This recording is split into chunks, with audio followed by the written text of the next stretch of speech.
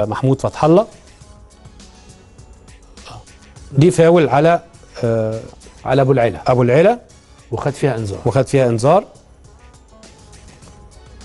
لانه هنا افسد بناء هجمه زي ما بنقول. بعديها الحقيقه برضو هيكون عندنا وقفه اهي. ادي الدفعه اهي، ودي بنقول عليها هنا افساد بناء هجمه واعده. بص يا كابتن، وبرضو في الحالات اللي زي دي تاني معلش. اتفضل.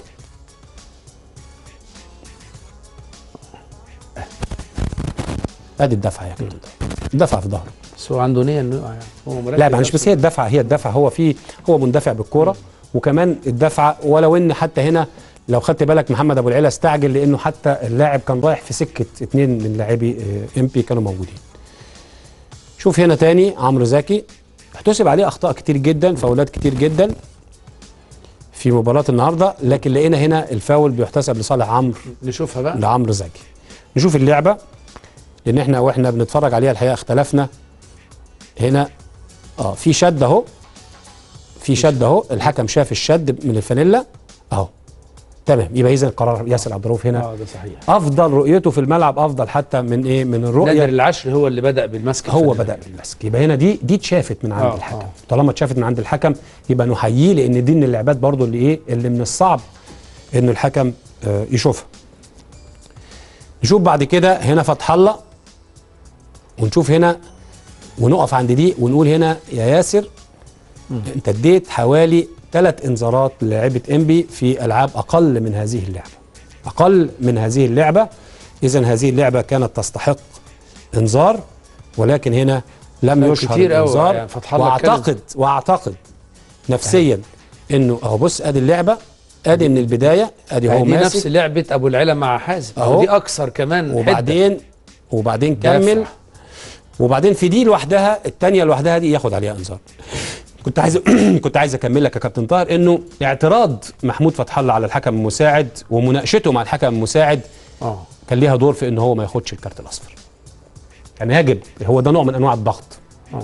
فريق مغلوب واللاعب بيضغط. ادي شوف اللعبه دي، او حصل على اللاعب فيها على انذار اهي ابو العلا نفسه اقل بكتير. يعني هو هنا خد انذار على دي، لمس يعني خد انذار على دي. كان يجب ايضا ان يحصل محمود فتح الله على الانذار اللي عمل بيه الفاول بتهور مع محمد ابو العلا. دي من الحاجات النهارده كان رائع في الحقيقه. دي من الحاجات اللي احنا بنقف فيها اهو. ادي اللعبه الثانيه اهي، ادي مره وادي مره.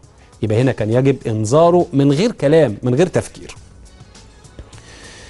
نشوف بعد كده زملاء الامس منافسين اليوم. منافسين، هي كره القدم كده. شوف هنا عبد العزيز توفيق بيحصل على انذار في لعبه. عبد العزيز يا اصفر يا احمر، يعني هو الراجل بالنسبه له ده اقل حاجه. لكن الحقيقه اللعبه اقل حده من اللعبه اللي فاتت. شوفها مره ثانيه. هنا دي حاله وقوع وليد شعبان الحقيقه. يعني نرجع لنا ثانيه. دي كره عبد العزيز مع دي كره عبد العزيز. يعني هو في عرقله، تمام. وبرضه الانذار مستحق، لكن خلينا نقول ان الانذار اللي قبليه كان يستحق اكتر من دي. نشوف اللعبه بتاعه سقوط وليد، دخل فيه اللاعب وهو اتزحلق في الارض. الحقيقه هو مالوش ذنب، هيعمل ايه؟ هو كان جري على النجيله، هو في الاخر اصطدم بيه اللاعب، يجري على النجيله، اصطدم بيه هو في المكان الصحيح، وبعدين خرجه بره الملعب، اداله كتف كده، خرجه بره الملعب، ولما خرج على التراك اتزحلق فما قدرش يقع، وقع. دي لقطه طريفه، ولكن هو الحقيقه الراجل بيقضي واجبه ورجع بسرعه، خد مكانه. دي جزاء الكره اللي هو عمرو زكي هنا تاني اللي ما حسبهاش اوفسايد وجه منها الجول الثاني. ايوه دي جزاؤه. خد جزاؤه في الملعب.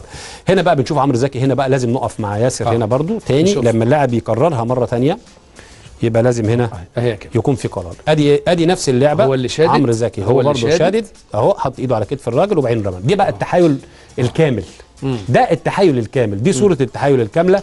وهنا يجب ايقاف اللعب، ايقاف المباراه، وانذار عمرو زكي، واحتساب او استئناف اللعب بركله حره غير مباشره.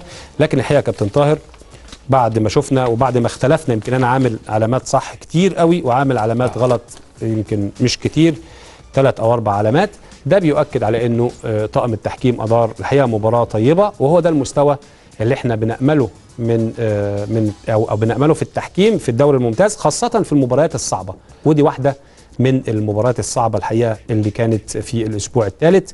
وطبعا ان شاء الله بكره لما ينتهي الاسبوع اعتقد انه ياسر عبد الرؤوف هيكون له فرصه كبيره ان هو يكون حكم الاسبوع. عموما الكابتن ياسر عبد الرؤوف الى الان تفوق على الجميع في مباراه صعبه، والخساره الاولى للزمالك على يد انبي، وصيف الدوري يتلقى الهزيمه الاولى 1-3، ويصبح الماضي للزمالك والحاضر لانبي في مباراه اليوم، لان انبي حقق الفوز الاول على فريق الزمالك ب3 أهداف مقابل هدف. غدا بمشيئة الله يتجدد اللقاء، هنكون مع حضراتكم بمباراتين، مباراة هنكون بالوصف والتحليل مع حضراتكم وهي الأهلي والمصري، ومباراة أخرى هنتابعها من استاد الإسكندرية الاتحاد السكندري وطلائع الجيش. غدا يتجدد اللقاء. كل الشكر لنجومنا كابتن جمال غندور، شكرا جزيلا كابتن. شكرا كابتن طارق، والله بتمتعنا يا ربنا يخليك. والله شكرا لنجمنا كابتن جمال غندور، شكرا لنجوم الاستوديو كابتن شاذلي وكابتن علي ابو جريشه، شكرا لأسرة البرنامج مخرجنا ياسر عاصم، شكرا لرئيس التحرير أحمد إبراهيم، شكرا أسامة عبد العزيز.